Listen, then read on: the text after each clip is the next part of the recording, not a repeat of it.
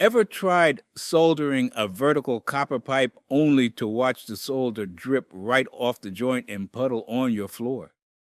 You're not alone. Most soldering advice out there is really only talking about horizontal joints. And the moment you try that same approach on a vertical pipe, gravity works against you and things go sideways fast.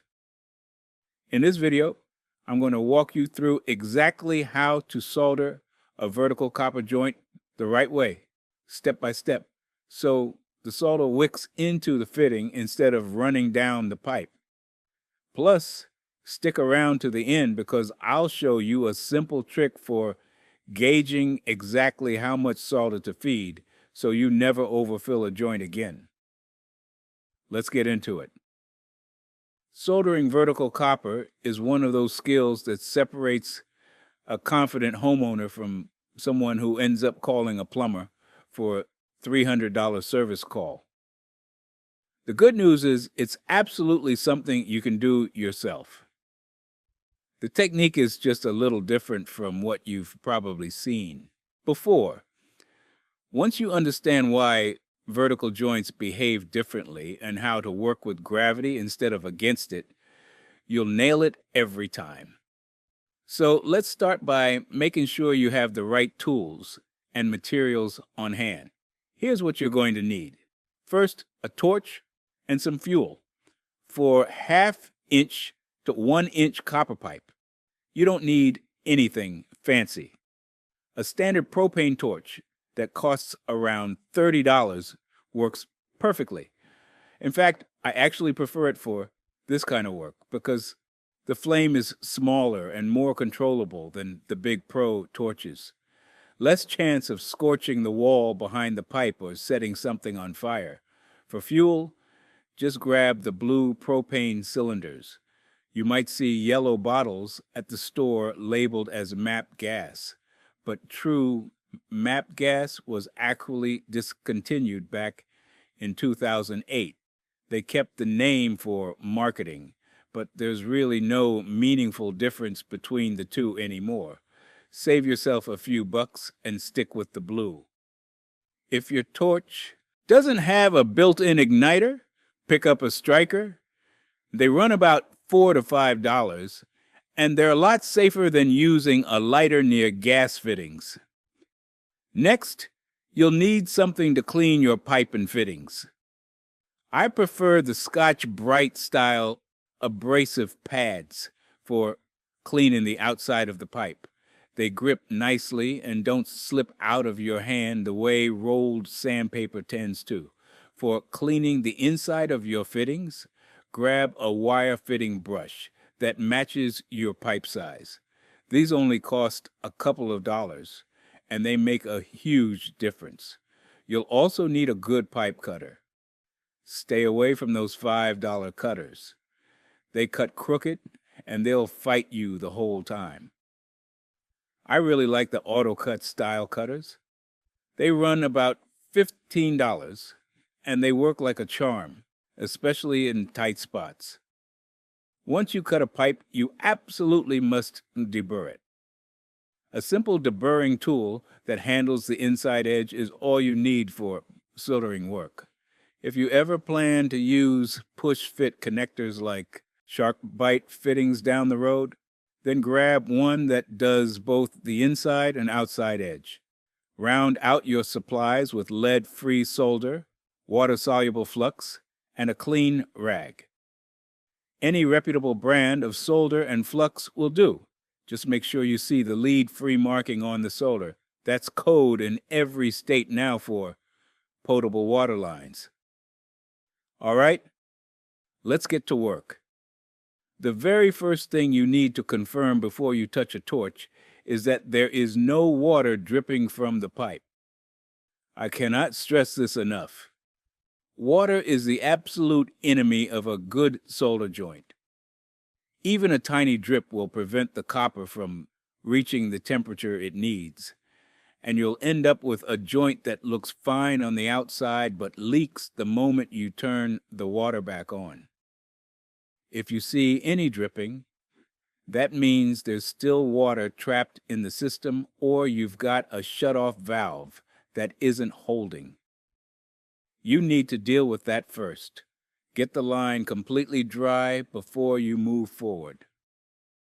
Once the water situation is handled, you're ready for the real preparation work.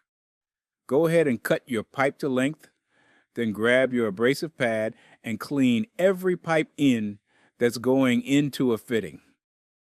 And here's where I want to be really direct with you. Do not cut corners on the cleaning. I've been doing this a long time, and preparation is honestly 90% of whether a joint holds or leaks. You might get lucky skipping a thorough cleaning on a horizontal joint, but on a vertical one, the pipe and fitting must be spotless for the solder to wick upward against gravity. You need that copper shining like a new penny. Here's what properly cleaned copper looks like compared to a lazy job. A well-cleaned pipe end and fitting interior are bright and uniformly shiny with no dull spots or discoloration anywhere. A poorly cleaned one still has dark patches or oxidation, and those spots are exactly where solder refuses to bond. That's where your leak is going to be. One trick that saves me a lot of time is chucking my fitting brush into a cordless drill. Just cut the handle off the brush, stick the wire shaft into your drill chuck, insert it into the fitting, and give it a quick spin. 3 seconds, and that fitting is perfectly clean.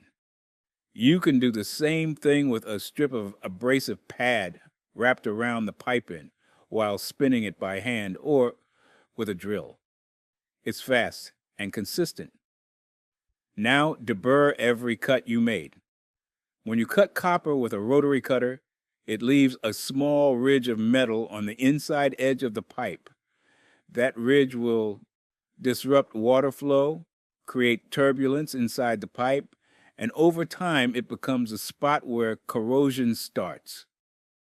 Take 10 seconds and ream it out with your deburring tool. It matters more than most people realize.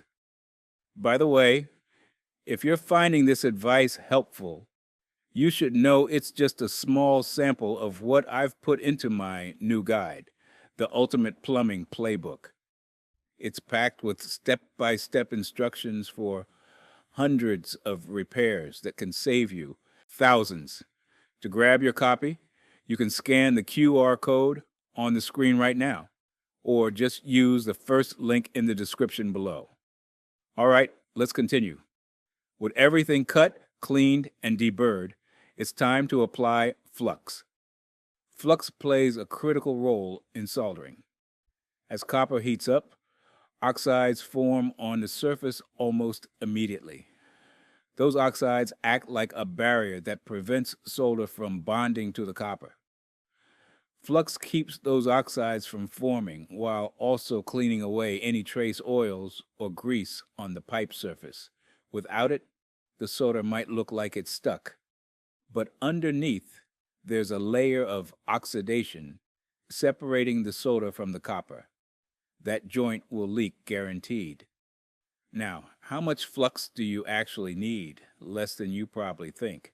Just apply a thin, even layer around the outside of the pipe end. I don't apply flux inside the fitting, and here's why. When you push the pipe into the fitting, it scrapes the flux off and shoves it deeper inside. On a small repair like a single coupling, that's not a big deal.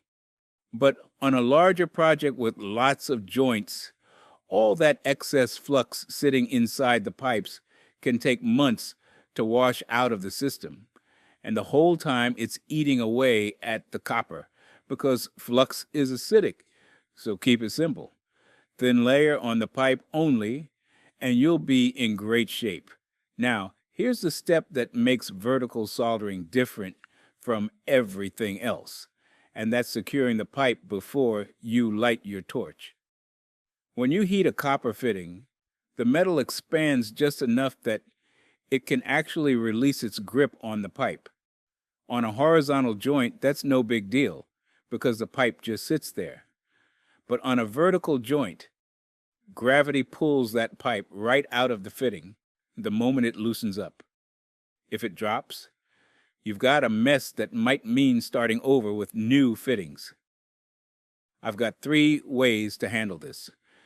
The first option is to pinch the coupling lightly with a pair of adjustable pliers and give the pipe a slight twist. This creates just enough friction to hold it. But the downside is the solder might not flow evenly where the pliers are squeezing. My second method, and this one's easy if you're working between studs in a wall, is to cut a small piece of wood to length and wedge it between the studs right under the pipe.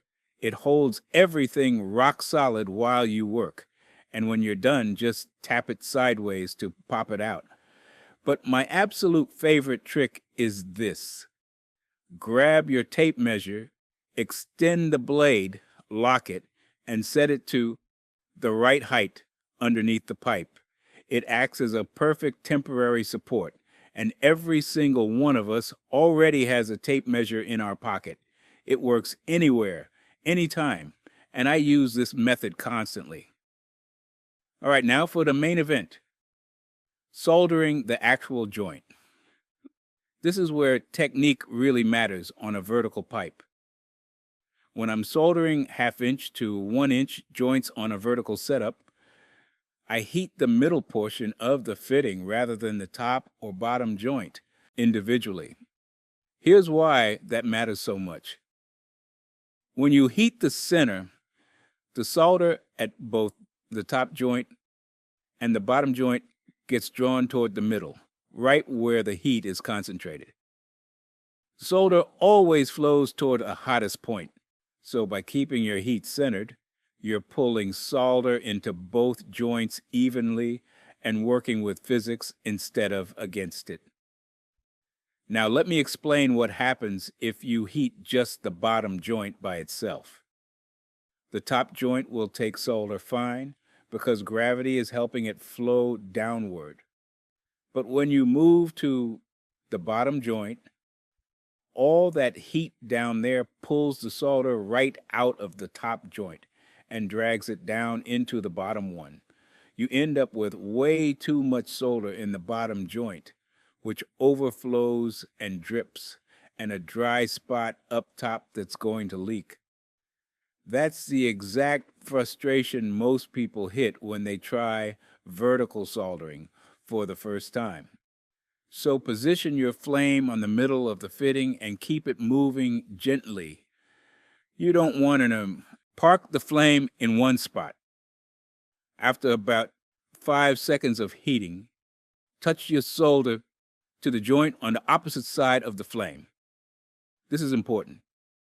Always apply solder on the opposite side from where the flame is. If you hold the solder near the flame, it just melts the solder directly with the heat, which breaks it off in blobs instead of letting it wick smoothly into the joint. You want the fitting itself to be hot enough to melt the solder on contact. That's how you know the temperature is right. Here's a trick I learned my first year as a plumber for knowing exactly how much solder to feed. Take the tip of your solder wire and bend it over. If you're working with 1/2 inch pipe, bend about a 1/2 inch of the tip. For 3/4 inch pipe, bend 3/4 of an inch. That little bent section becomes your visual gauge. When you fed that much solder into the joint, stop. The joint is full. Any more than that, and you're overfeeding it, which means solder is going to pool at the bottom of your elbow or drip out the bottom of your coupling. Excess solder inside a fitting restricts water flow through the system, and that's something you definitely want to avoid. Once the top joint is done, move to the bottom. It should heat up faster since the fitting is already hot. Apply a little heat to the middle again, touch your solder to the joint, and as soon as you see it melt and wick in, pull the heat away. Let that joint sit for at least 30 seconds before you touch it. If you have other joints to solder in the same run, go ahead and work on those while the first ones cool down. Once everything has cooled enough to touch, take your clean rag and wipe every joint thoroughly. You want to remove all the leftover flux residue. If you skip this step, that flux will cause green corrosion called verdigris on the copper over time. It looks terrible, and more importantly, it can actually eat through the pipe wall if it sits there long enough. A quick wipe while the joints are still slightly warm takes care of it completely. Let's talk about some common problems you might run into and how to solve them. First, if you see a slow drip from a joint after you turn the water back on, that usually means there's a dry spot where the solder didn't fully bond. The most common cause is either insufficient cleaning or flux that got burned off before the solder was applied. The fix is to drain the line, reheat the joint carefully, and add a small amount of solder to the leaking area. To prevent this, always keep your heat centered on the fitting and don't overheat. Second, if the solder beads up on the surface instead of wicking into the joint, that's a cleaning problem almost every time.